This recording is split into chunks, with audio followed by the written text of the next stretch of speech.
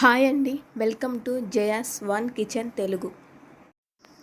ఈరోజు వీడియోలో మనం చూడబోయేది సండే స్పెషల్ నాటుకోడి చికెన్ కర్రీ. అది మా ఇంటి స్టైల్లో ఎలా చేయాలో చూద్దాం రండి. ముందుగా నాటుకోడి చికెన్ కర్రీకి కావాల్సిన ఇంగ్రీడియంట్స్ ఏందో చూద్దాం. నాటుకోడి చికెన్ 2 కేజీలు. ఈ ముక్కల్ని శుభ్రంగా 3 టైమ్స్ ఇలా వాష్ చేసుకొని పెట్టుకోవాలి.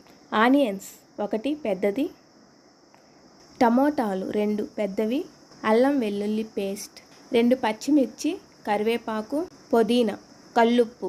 ముందుగా చికెన్ తీసుకొని గల్లుప్పు 3 టేబుల్ స్పూన్స్, 3 టేబుల్ స్పూన్స్ అల్లం, 1 స్పూన్ పసుపు వేసుకొని ఈ 3 బాగా మిక్స్ అయ్యేలాగా ఈ విధంగా కలుపుకోవాలి. ఇలా కలుపుకున్న తర్వాత కుక్కర్లో 5 విజిల్స్ వచ్చే వరకు స్టవ్ మీద పెట్టుకొని బాయిల్ చేసుకోవాలి.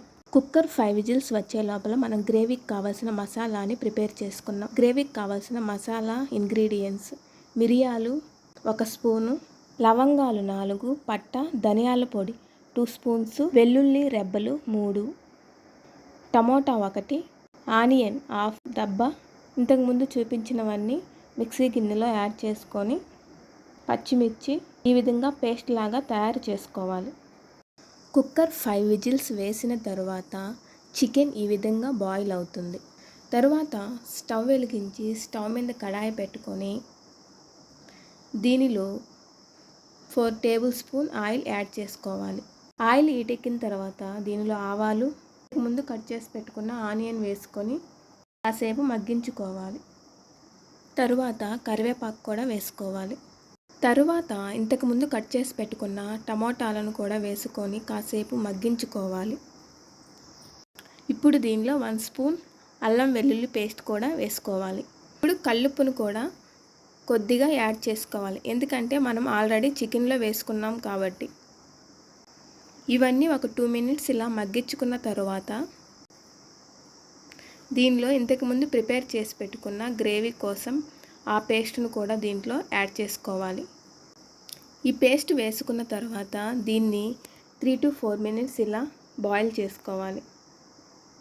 తర్వాత దీనిలో 2 టేబుల్ స్పూన్ కారం వేసుకొని ఇలా మిక్స్ చేసుకోవాలి. తర్వాత ఇంతకుముందు బాయిల్ చేసి పెట్టుకున్న చికెన్ని కూడా దీంట్లో వేసుకొని ఇలా మిక్స్ చేసుకోవాలి. తర్వాత దీంట్లో 1.5 గ్లాస్ వాటర్ యాడ్ చేసుకోవాలి,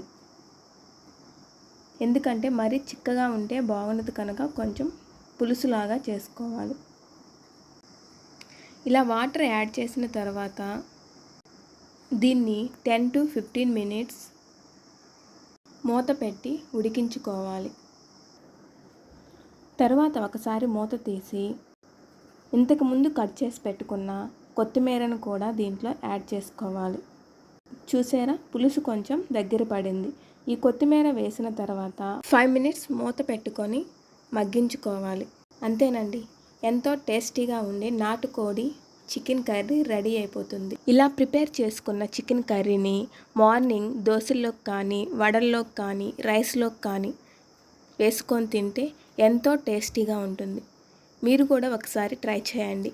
మీకు కనుక ఈ వీడియో నచ్చినట్లయితే మన ఛానల్ని లైక్ చేయండి, షేర్ చేయండి, సబ్స్క్రైబ్ చేసుకోండి. Thank you for watching.